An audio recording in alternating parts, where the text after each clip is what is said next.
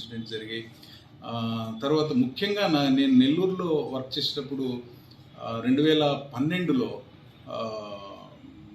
Tamil Nadu express మధ్యలో అక్కడ ఎక్కడో ఫైర్ అయింది. అది అలా బర్న్ అవుతూ వస్తుంది నైట్ టైమ్ 1:00 నుంచి 4:00 మధ్యలో. బర్న్ అవుతూ వస్తుంది. ఎవరు చూసినా కూడా ఎవరు ఇన్ఫార్మ్ చేయకుండా ఉన్నారు. దాని పాటికి అది మూవ్ అవుతూ వస్తుంది. కరెక్ట్‌గా నెల్లూరుకి టౌన్‌లోకి ఎంటర్ అయినప్పుడు చూసి ఎవరో గార్డ్‌కి ఇన్ఫార్మ్ చేసినప్పుడు అక్కడ స్టాప్ చేశారు. జస్ట్ అది S2 థియేటర్ అని ఒకటి ఉంటుంది. ఆ S2 థియేటర్ దగ్గర ఆపేశారు ట్రైను. బాగా కాలుతోంది.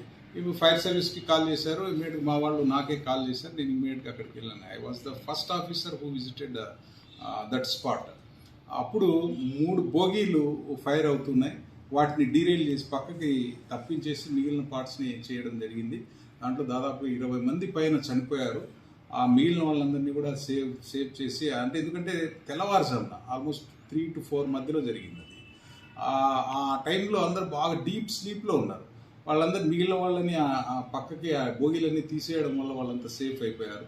ఆ 3 బోగీల్లో ఉన్న వాళ్ళు చాలామంది నిద్రపోతున్నారు. వాళ్ళందరినీ లేపేసి ఆ స్మోక్ పీల్చుకుంటూ ఉన్న వాళ్ళని హాస్పిటల్కి షిఫ్ట్ చేయడం, గాయాలైన వాళ్ళని హాస్పిటల్కి షిఫ్ట్ చేయడం కూడా జరిగింది. దాంట్లో ముఖ్యంగా నేను గమనించింది ఏంటంటే ఒక ఆమె, ఒక లేడీ అలాగే చిన్న పిల్లల్ని పట్టుకొని అప్పుడేమో పాలు తాపుతున్నట్టుగా ఉంది. ఆమె అలాగే చనిపోయింది. అసలు టచ్ చేస్తే బూడిద రాలిపోయింది ఆమె. అది చూస్తే అది నాకు అసలు అలా గుర్తుండిపోయింది. అంట్లో